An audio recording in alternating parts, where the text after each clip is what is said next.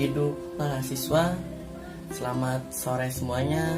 Sahom, Om Swastiastu, Namo Buddhaya, salam kebajikan. Saya ucapkan selamat buat kalian semua, mahasiswa, mahasiswi baru yang telah melakukan PKKMB atau Propesa atau perkenalan kampus, di mana di situ kalian sudah resmi menjadi mahasiswa baru. Dan saya ucapkan selamat karena banyak anak muda, banyak orang-orang terpelajar yang tidak bisa kuliah atau tidak bisa menduduki bangku perkuliahan. Untuk itu, kalian adalah orang-orang hebat, kalian adalah calon-calon pemimpin, dan kalian berhak mendapatkan itu semua di dunia perkuliahan ini. Karena ada jutaan anak muda yang hanya lulus SD, tetapi hanya beberapa ribu yang bisa masuk dunia perkuliahan. Dan itu disebutkan juga oleh LKDikti bahwasannya 63% pemuda tidak bisa di mahasiswa. Untuk itu kalian selaku mahasiswa, selaku agen of change, selaku orang-orang berintelektual harus memanfaatkan ini semua. Jangan pernah menyesali dan jangan pernah menyesal ketika kalian udah menjadi mahasiswa yang akan banyak tugas, yang akan mendapatkan masalah, dan kalian harus bersyukur. Untuk itu, kalian selaku anak muda, selaku pemimpin masa depan, kalian harus menjadi orang-orang yang terdepan, orang-orang yang memiliki daya intelektual yang kuat, seperti yang disebutkan bahwasannya ada tiga dharma perguruan tinggi yang harus kalian ingat. Yang pertama, pendidikan. Kalian sudah menjadi orang-orang terdidik. Anak jenderal, anak presiden, anak menteri itu lulusan dari perkuliahan. Untuk itu buat kalian yang kuliah, kalian selamat karena kalian mendapatkan jenjang pendidikan yang paling tinggi di dunia ini. Kemudian yang kedua, penelitian. Suatu saat nanti kalian akan meneliti ketika di semester akhir, entah D3 atau S1.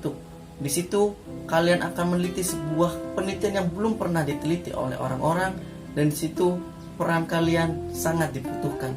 Dan yang ketiga, yaitu pengabdian masyarakat. Karena kalian mahasiswa, kalian belajar, semua ilmu kalian, semua pengalaman kalian hanya untuk masyarakat. Ingat, kita harus mengimplementasikan apa yang kita dapatkan di dunia kampus untuk masyarakat, agar masyarakat juga merasakan apa yang telah kita pelajari di dunia kuliah, hingga akhirnya kita menjadi social control. Untuk itu, itulah tridharma perguruan tinggi yang kalian harus pahami. Kemudian ada 4 peran dan fungsi mahasiswa. Yang pertama, agent of change. Kalian adalah orang-orang yang siap merubah dunia ini, merubah keburukan menjadi kebaikan, merubah yang masa lalu menjadi masa depan. Apalagi kita akan menjadi generasi emas di 2045. Untuk itu, kalian anak muda yang akan menjadi agen of change atau gerakan perubahan harus siap, harus mampu, dan harus selalu melatih dan upgrade diri untuk bisa menjadi agen of change. Kemudian, yang kedua, moral force. Kalian mahasiswa, kalian akan menjadi contoh untuk masyarakat, untuk anak-anak pelajar maksud saya, untuk siswa-siswi. Kalian akan menjadi contoh untuk masyarakat maupun untuk adik-adik kalian, entah di jenjang SMA ataupun ke bawah. Untuk itu, moral kalian harus baik, etika kalian harus diterapkan. Percuma jika kalian pintar, jika kalian cerdas, jika kalian rajin, tapi daya attitude kalian buruk, daya etika kalian gak sopan, itu sama aja bohong. Untuk itu kalian harus menyeimbangkan antara attitude dan kecerdasan. Itu sebuah hal yang tidak mudah. Untuk itu kalian harus belajar dari hal yang terkecil, yang terutama menghormati seorang dosen, hingga ketika kita keluar menghormati orang tua, dan ketika kita berinteraksi dengan masyarakat, kita saling menghormati, saling bertoleransi. Itulah moral force. Kemudian yang ketiga adalah social control, di mana kita akan menjadi pengatur di masyarakat. Salah satunya adalah agen kritik pemerintah, di mana kita akan menjunjung tinggi daya ilmu kita, intelektual kita untuk mengkritisi pemerintah yang saat ini telah duduk di gedung-gedung DPR atau MPR dan lain sebagainya. Untuk itu mahasiswa jangan sampai tidak kritis. Kita harus menjadi kritis, karena dengan kita kritis, pemerintah kita akan introspeksi, akan mengevaluasi, dan dengan itu kita bisa mengkritisi dengan cara apa? Ada yang aksi, ada yang demo. Yang terpenting kita demo atau kita aksi ke gedung DPR atau ke gedung MPR sesuai data, sesuai yang kita ungkapkan, sesuai daya diskusi kita, sehingga ketika kita aksi kita dapat mencontohkan atau menjadi yang lebih baik, atau memberikan sebuah permasalahan atau kekurangan dari pemerintah yang harus mereka evaluasi. Itulah social control. Jadi bedanya mahasiswa dengan siswa adalah ketika siswa aksi atau demo seperti waktu di gedung DPR kemarin, anak SMK, anak STM, itu mereka hanya demo-demo saja. Sedangkan kita mahasiswa, kita mempunyai manajemen aksi, di mana kita mempunyai seorang pemimpin di dalam aksi tersebut, kita mempunyai rilis atau masalah-masalah yang akan kita bahas atau kita orasikan, dan kita selalu border atau melindungi satu dengan yang lain. Intinya kita terstruktur. Kita harus melapor ke polisi terlebih dahulu, meminta surat izin untuk demo atau aksi tersebut. Untuk itu, kita selaku mahasiswa harus bisa memposisikan antara mahasiswa dengan siswa. Karena kita mahasiswa, kita bergerak dengan data, dengan pengetahuan dan dengan daya intelektual kita yang kita bahas bersama-sama untuk satu tujuan, untuk satu kebenaran. Hidup mahasiswa. Kemudian selanjutnya yang keempat adalah Erenstock, di mana kita adalah generasi penerus. Jika bukan kita, siapa lagi yang akan menduduki kursi-kursi pemerintah, menduduki kursi-kursi dosen-dosen yang telah mengajarkan kita. Untuk itu, kita harus selalu belajar, untuk belajar dan tetap belajar. Karena dengan belajar kita bisa menjadi seorang pemimpin di masa depan dan menggantikan peran-peran yang ada di dunia perkuliahan seperti dosen ataupun lain sebagainya.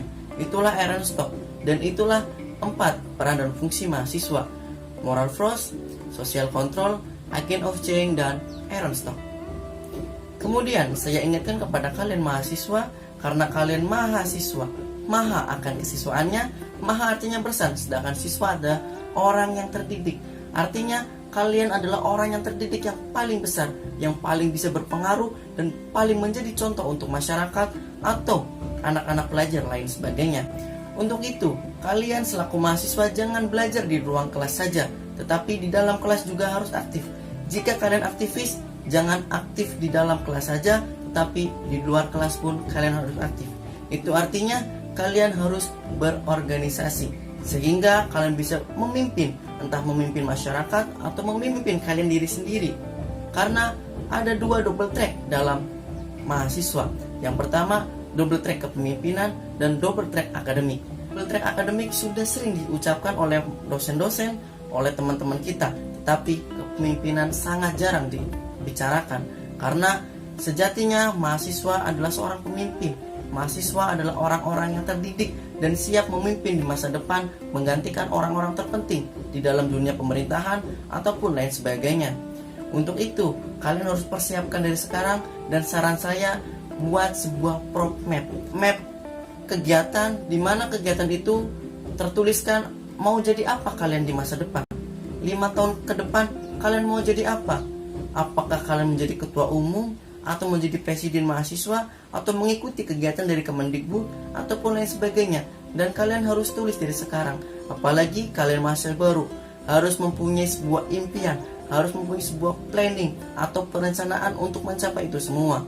Karena saya percaya seorang yang mempunyai perencanaan, seorang yang mempunyai planning, itu akan terwujud di kemudian hari. Dan jangan pernah takut bermimpi. Ingat, jangan pernah takut bermimpi. Karena dengan kalian bermimpi, kalian mempunyai simpul-simpul keberhasilan di masa depan. Kemudian saya ingatkan bahwasannya Anies Baswedan pernah berkata, "Your high GPA will get you a job interview, but its leadership will get you the future." Artinya apa? IPK yang tinggi mengantarkan Anda ke depan wawancara, titik. Tetapi leadership, analytical thinking, itu yang mengantarkan Anda ke masa depan. Jadi artinya jika IPK kalian tinggi, bukan berarti kalian berhasil, bukan berarti kalian sukses. Tetapi di balik itu ada sebuah skill kepemimpinan, analytical thinking yang kalian harus pelajari di dalam sebuah organisasi. Tapi ingat, jika IPK yang tinggi saja bisa hanya mencapai wawancara, bagaimana dengan yang rendah? Yang rendah pun ke wawancara pun tidak. Jadi IP-nya jangan rendah. Paham? IPK jangan sampai rendah. Saran saya IPK yaitu standar di syarat kuliah S2. Artinya apa? Ketika kalian mau S2, di situ pasti ada syarat-syarat IPK-nya berapa. Dan disitulah buat standar kuliah kalian atau IPK kalian. Bukan 3,0, 3,25 ataupun 4 dan lain sebagainya. Tapi saran saya target IPK kalian yaitu standar untuk S2. Paham? Karena dengan itu IPK kalian akan terus naik, terus semangat dan terus termotivasi. Karena dengan kalian mempunyai target, kalian mempunyai sebuah keinginan untuk mencapai itu tersebut. Dan jangan sampai keinginan itu atau target tersebut luntur oleh kemalasan kalian. Ingat, mahasiswa pasti akan mengalami kemalasan. Mahasiswa pasti akan mengalami sebuah problematika yang sangat panjang, terutama di tugas, di magang, proposal, ataupun lain sebagainya. Tapi karena itulah kita selaku mahasiswa menjadi hebat, menjadi orang yang terdidik, menjadi orang yang pintar karena sebuah masalah tersebut. Untuk itu jangan sampai menyerah dan tetap semangat, karena dengan itu kita menjadi orang-orang hebat. Kemudian kalian harus berinteraksi dengan dosen. Dosen itu berbeda dengan guru. Ketika guru selalu membimbing kita, selalu menasihati kita, selalu menjadi orang-orang yang selalu ada buat kita, sedangkan dosen itu beda. Dosen hanya orang-orang pembimbing yang hanya bisa membimbing kita, dan kita harus mandiri. Karena dengan kita mandiri, kita akan mendapatkan sebuah ilmu yang baru. Untuk itu berinteraksilah dengan dosen. Jangan pernah menyesal. Ketika kalian kuliah, kalian hanya dihabiskan di ruang kuliah saja. Tetapi ketika di luar kuliah, kalian tidak akrab dengan dosen. Itu salah. Kalian harus akrab dengan dosen. Datangi ruangannya, chat pribadi jika perlu, tanyakan sebuah permasalahan-permasalahan intelektual yang lagi viral dan lain sebagainya. Karena dengan kalian berinteraksi dengan dosen, kalian menyambung sebuah knowledge yang baru, pengetahuan yang belum pernah diajarkan di bangku kuliah ataupun di luar perkuliahan. Karena dosen ini adalah orang-orang yang terdidik. Sebagian mereka adalah orang-orang ilmuwan, dan kalian harus bangga karena dosen ini adalah orang-orang peneliti yang dimana ketika masa mudanya sudah meneliti banyak hal dan ilmu mereka jauh lebih banyak, dan kita selaku mahasiswa harus belajar dari beliau. Untuk itu kita harus selalu hormat dengan dosen, jangan pernah marah dan jangan pernah kesal, karena dosen adalah guru kita, adalah orang tua kedua kita di dalam kuliahan. Kemudian ada dua peran buat kalian juga, yaitu peran untuk masa depan dan peran untuk masa ini.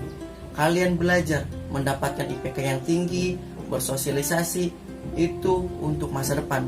Tetapi hari ini kalian adalah orang-orang yang siap mendongkrak sebuah kebohongan di dalam pemerintahan, sebuah inovasi-inovasi baru yang kalian timbulkan atau kalian munculkan di dalam intelektual atau daya pikir kalian semua.